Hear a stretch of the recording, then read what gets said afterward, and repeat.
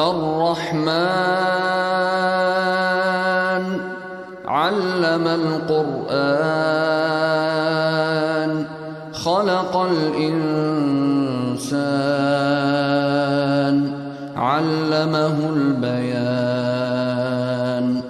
الشمس والقمر بحسبان والنجم والشجر يسجدان والسماء رفعها ووضع الميزان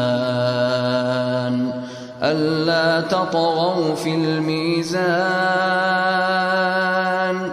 وأقيموا الوزن بالقسط ولا تخسروا الميزان والأرض وضعها للأنام